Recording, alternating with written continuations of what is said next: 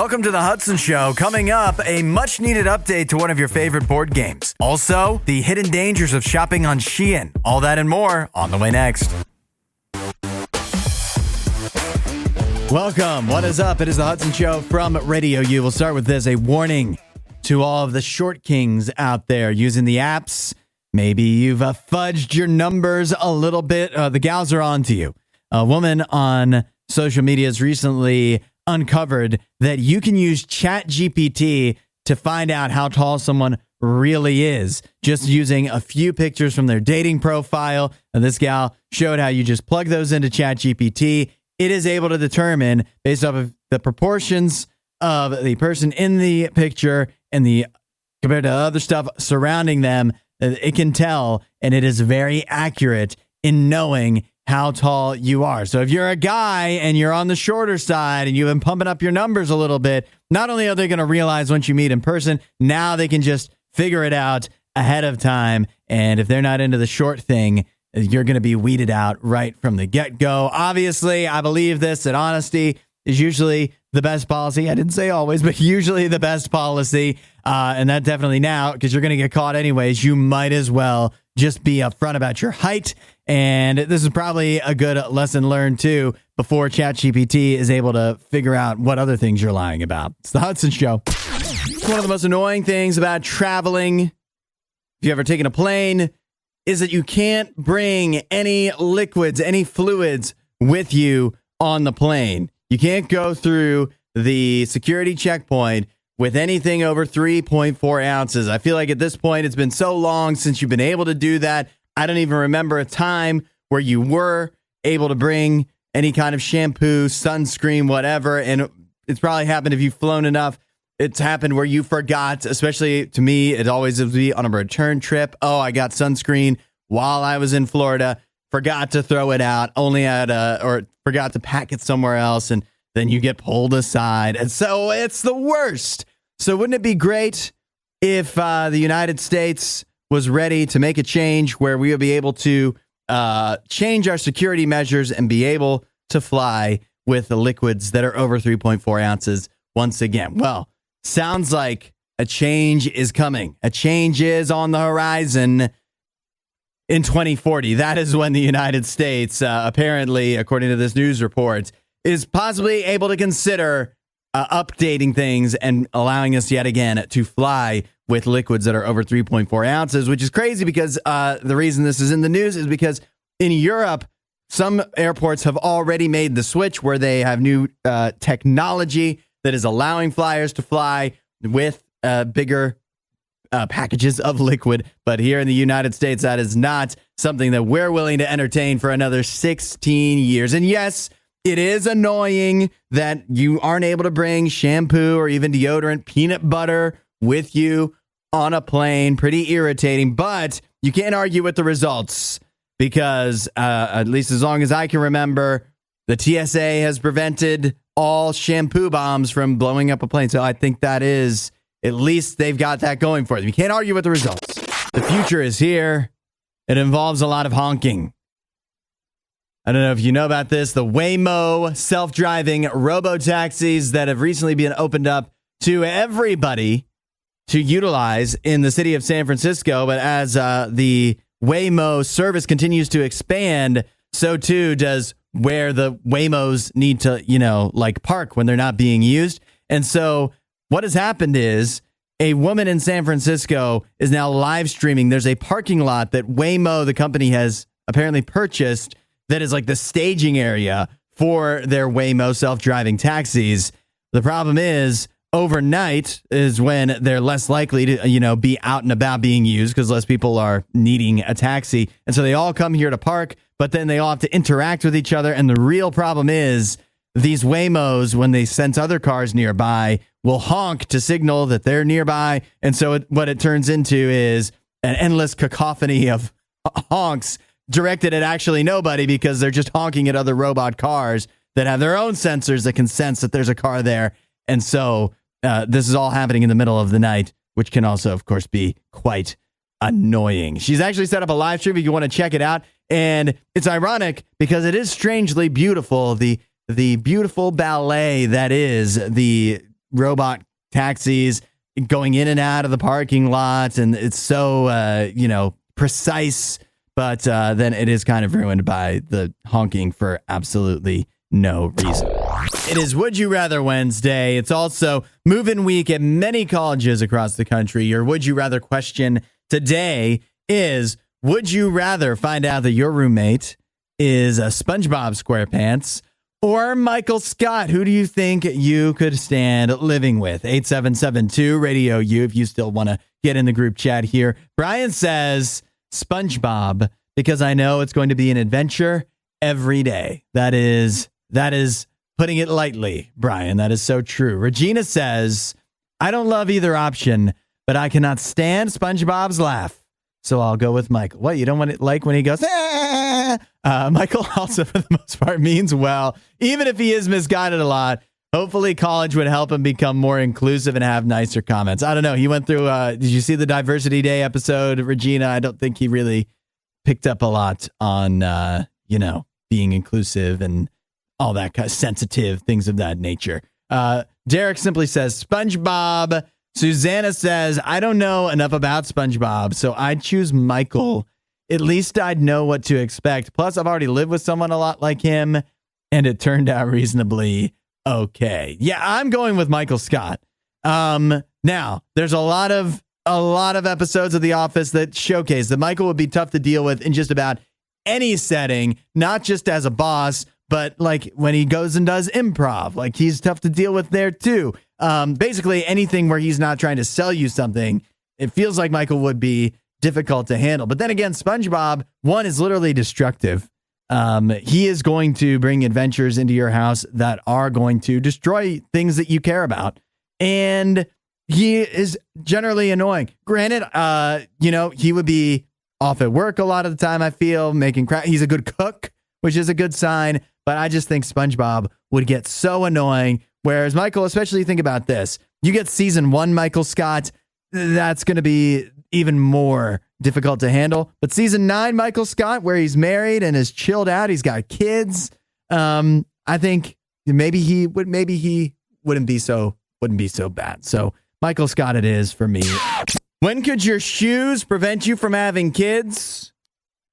When you buy them on Shein or Temu. Still no one, do we know how to say Temu yet? Temu. A new report out of Korea has found that many items sold on Shein, AliExpress, and Temu did not meet legal standards. And one of the things that they had at very high amounts of is something called phthalates, which is basically a chemical that helps make plastics more flexible, but also in high doses, let's just say, it can make it very difficult for you to have children once it gets into your bloodstream. And so they found that in the case of some of these shoes from Shein, they had 229 times the legal limit of phthalates in them. That's not good. Now, some people listening may be like, whatever, I don't think I want to have kids anyways. Maybe not, but it would be nice to at least have the option and not completely lose out on that just because you got a massive deal on a cheap pair of shoes. So just something to keep in mind. Tell me if this sounds familiar. The CDC has updated their guidelines. I think everybody's yelling stop right now, but don't worry. It has nothing to do with COVID, but what it in fact does have to do with is lice. The CDC has updated their guidelines in regards to lice infestations just in time for the school year to get started. One of the things that has changed is that the CDC now no longer requires that students get sent home early if they are found to have a lice infestation in their hair. So if you are, going through school and you have lice, you can stay the rest of the day. That is a new change that has never been that way before. Who made this update? Lice? Seems like it's going to make it a lot easier for them to spread, but not according to the CDC. They say it really shouldn't be that big of a deal. You should be able to finish it out as long as you get some at-home lice treatment. Have you ever had lice? It's weird. Lice is one of the things you just completely stop thinking about once you become an adult. I remember as a kid, lots of other kids had lice, and it was a concern. I had lice very briefly. I always had short hair, so there wasn't much for the lice to do there. It was a very brief situation where one of my siblings got it, and the lice were in and out of my hair. It was no big deal. I didn't have to shave my head because my head was basically already shaved. Now, as an adult, I never think about lice. It'll be so crazy. What if do you call out of work? I guess not. If you can't even get sent home early from school for lice, I guess it'd be hard for me to come in here and give Michael the Sledgehammer a call and be like, hey, can't do the show today. Got a lice infestation. Don't want to spread that around the office. If you're planning on playing any board games anytime soon, this is going to be an update that you're happy to hear. Scrabble has updated their dictionary for the first time in 4 years. And what does that mean? It means about 2,000 new words that you're now able to use when you play Scrabble. And of course, many of the words that they've added into the Scrabble dictionary are words that would be considered, modern slang, modern things that you would see on TikTok. Words like floof, grammable, bougie, bougier, bougieist, yeet is in there. So basically, all kinds of new modern slang that is going to confuse your grandma, which it's only fair. She's been playing words like hooskow and no good Nick for years. Finally, you can be the one that plays something that she has no idea what it is. And then when she complains, you can be like, grandma. Says right here, Scrabble Dictionary, floof is a word. That's 32 points, please. You ever ask yourself, what's it going to take for me to be happy? If you think about it, it's actually a crazy question to even be in the situation to be asking. Because you think about it, by many standards, we have it so good. Why would we not be happy? Just the fact that you're listening to Radio U right now, that's something to be happy about. But the truth is, if you're in Radio U's listening area, or you've got the Radio U app, you've got a lot going well for you by the standards of history, by the standards of the rest of the world. Think about it. You probably went through this summer having air conditioning. Think about how many people around the world would trade with you just for that fact alone. Forget about throughout history. Just what you've got going on in your life right now, even with all the negatives, you're probably within the 10% of people that should be happiest around the world, and probably in the 1% of people that should be happiest in history. We've got it really good. And yet we have even more depression, even more people upset now than it feels like we've ever had. Why is that? Well, I think it's a sad truth. The truth is that we are pretty much doomed to be unsatisfied, to always want more than what we have, or to always kind of like when you've got a tooth that's got a chip out of it you've ever had, or something popcorn stuck in your teeth, and your tongue can't stop going to it. That's our mind. We can't stop going to the things that we don't have. Can't stop going to the things in our life that aren't the way we want them to be. We are doomed to be unsatisfied unless you have a relationship with God. See, Jesus, that's exactly what he can give you, is not only satisfaction today, not only an understanding that for all the negative things that may be going on in your life, you've got God to lean on. You've got Jesus to go through it with you and to take care of you, even when things seem like they're not as good as they should be. Not only does he give you that, he gives you hope for the future. God gives you hope for a world. He promises you a world where you finally won't have to keep wishing for the things you don't have, and looking at the areas of your life that aren't perfect, because God will make things perfect for you one day. If you want to experience that satisfaction in a world that is full of dissatisfaction, start talking to God. Say, hey God, there's a lot of things in life that aren't the way I want them to be. There's a lot of things I'm not satisfied with, even though the truth is I probably have so many things I should be thankful for. I want to be able to focus on you and focus on the good things that you're giving me, and have that hope for the future as well. Start having that conversation with God. See what happens. You can check out RadioU.com/free gift if you want to know more. Raw dogging flights has been all the rage this summer. We even talked earlier this week on the Hudson Show about how some experts are claiming it's a bad idea to raw dog a flight. In other words, to sit on a plane without your phone, without a book, possibly even without getting up to go to the bathroom or getting a drink of water. You're supposed to just stare at the flight tracker, and that's it. Now, Since then, there's also been experts that have come out and said, actually, it can be a good idea to raw dog a flight because it's a good chance for you to recharge your batteries and to actually spend some time with your thoughts. To me, I'd say, why does it have to be on a flight? You should be able to spend some time with your thoughts wherever you are. I think it's a good practice to be engaged in. But if you're the type of person that you don't think you can raw dog life, so you need to engage in the typical modus operandi of having a long haul flight. However, you're stuck in that position of, I can't afford a long haul flight and I've got nowhere I need to go anyways. Well, now there's the best of both worlds. Raw Dog Simulator is a game you can play where the focus is just focusing on that flight tracker. They even have a leaderboard in the game where you can see the best raw doggers from around the world on Raw Dog Simulator. Don't know how much it costs. Don't know where you get it. I'm sure it's buggy as all get out, but it is an opportunity for you playing a video game in a way to practice mindfulness by fake raw dogging a flight. Get your popcorn ready. It's time for the weekend watch list on the Hudson Show, letting you know which new movies are in theaters and at home you can be watching this weekend. We'll get things started with the movie trying to take down Deadpool and Wolverine at the box office and get that number one spot. Alien Romulus. Space colonizers come face to face with the most terrifying life form in the universe while scavenging the deep ends of a derelict space station. That is an 82% on Rotten Tomatoes. I saw the trailer for this one, as I'm sure many of you did as well, before Deadpool and Wolverine.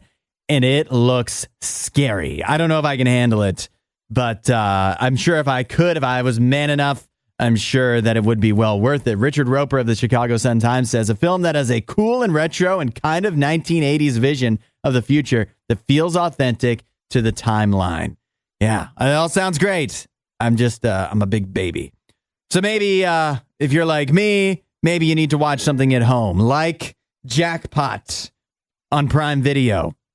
In the near future, a grand lottery has been newly established in California. The catch? Kill the winner before sundown to legally claim their multi-billion-dollar jackpot. Starring John Cena and Aquafina. Peter DeBruge of Variety says a sloppy screenplay that's otherwise propped up by whatever improv the cast could bring and surprisingly funny fight scenes. It only has a 38% on Rotten Tomatoes, so the critics don't love it, and neither does the audience. It has a 50%. But John Cena and Aquafina have proven to be surprisingly funny to me, so that's a possibility. Finally, on Netflix, new this weekend is The Union. Mike, a down-to-earth construction worker, is thrust into the world of super spies and secret agents when his high school sweetheart Roxanne recruits him on a high-stakes U.S. intelligence mission. Starring Mark Wahlberg and Halle Berry. It has a 70% on Rotten Tomatoes. And Jordan Hoffman of Entertainment Weekly simply says, dumb but agreeable. That's all we need sometimes. Other than that, what's new this weekend? Actually, a lot to watch. The new season of Emily in Paris is on Netflix, if that's something you're into. Apparently, there's a Ryan's World movie in theaters. I don't know if we need to spend a lot of time on that. New Rick and Morty anime on Max, a new season of Bel Air on Peacock. Oh, and this is the one I probably am most likely to watch. A show called Bad Monkey, starring Vince Vaughn, where he's an kind of exiled detective. That's a show on Apple TV Plus. I was watching the trailer for that. It looks kind of good. Let me know if you get to see anything good this weekend. 8772 RadioU if you have any good recommendations. That's your weekend watch list. We'll see you at the movies. I'm joined by special guest NayNay, and you know what that means. I do like being special. Yeah. Oh, you're special. I got something special for you to eat today for this food fight. You can see, obviously, an unmistakable shape, NayNay. Mm-hmm. Funyuns. Mm-hmm. I do like some Funyuns. I grew up eating these things like candy. I do love me some. They look like barbecue Funyuns. Got some little stuff inside. Look at that. Barbecue Funyun. I'm warning you, they're not barbecue. Is barbecue Funyun a thing? I don't know. I mean, we always try the most weirdest things on this show, so I don't see why they wouldn't be barbecue Funyuns. No, you wish you would get off that easy. These are not barbecue. They smell great. Do they smell good? What do they smell like to you? They smell like just regular Funyuns. This smells like nothing different than what I would normally eat. They just look different. They look like it's like barbecue powder on them or something. They're darker. They definitely have a darker hue. Mm-hmm. Well, all right. Who's going to go first? I'll go first. I'll try the barbecue Funyun. Wait a minute. What do you think? It's spicy! Why did you give me spicy Funyuns? It's really not that spicy. It's really not. How many did you eat? I just ate one! Oh my goodness! Oh gosh, I'm starting to sweat. This is bad. I think you might have like a condition. What do you mean I have a condition? I don't like spicy food. We have a medical condition. We were not meant to have spicy food. We blame it on a medical condition, because if you don't, then everybody just makes fun of you, because it's like, look at this big baby that can't eat like a spicy Funyun. If you say it's medical, then nobody can make fun of you. And if they do, they should feel bad. Are you invalidating my feelings right now, Hudson? You didn't even give me water. So you don't like it? You don't like the spice? I love Funyuns, but I don't like spicy. Oh, my goodness. Did you realize that these are spicy, hot and spicy chicken Marichan ramen Funyuns? Hot and spicy chicken ramen Funyuns? Now, I could do with ramen Funyuns. I could do with regular Funyuns, but spicy, hot and chicken, no. I mean, they're very mildly spicy. I really don't think that you need to be reacting. Well, then tell me why I'm sweating right now. Tell me why I'm sweating. You have a condition. You have a medical condition. What am I supposed to do about that? If you ate the whole bag of these, you need to go to the hospital. What can I do? If I have a condition, then what am I supposed to do? Maybe you can give a card that you carry around, like people with allergies to peanuts. There's no way people with peanut allergies walk around with cards saying, I'm allergic to peanuts. I think they do, yeah. I'm a card-carrying member of the Allergic to Peanuts Society. You can't just tell someone you're allergic to peanuts and they believe you. Don't believe you. What does the card really do at that point? Do you believe people when they tell you they're allergic to something? Yes, I believe them. Why would they have any reason to lie to me about something? Because they don't want to eat it. Okay, then they could just not eat it. Like, no. I wouldn't care if they just didn't eat something. No, I just tell people I'm allergic, because then I don't get judgment. If I say I'm allergic to raw carrots, then nobody can judge me. I'm allergic If I say I just don't like raw carrots, they're like, how old are you? 3 years old? Even 3-year-olds eat that. And I say, I don't like it. Not again. It's an argument. It's an argument. If I just say I'm allergic, that's the end of the conversation. I'm off the hook. They usually eat that against their will, though. They don't really have a choice in that point if you're a 3-year-old. Yeah. All right. Well, I like these. These are good, so I'll just eat the whole bag. And I think I'm just allergic to food fights. For your health, I will just... That's what it is. let you have any. Thanks for listening to The Hudson Show. Please don't forget to rate and review the podcast.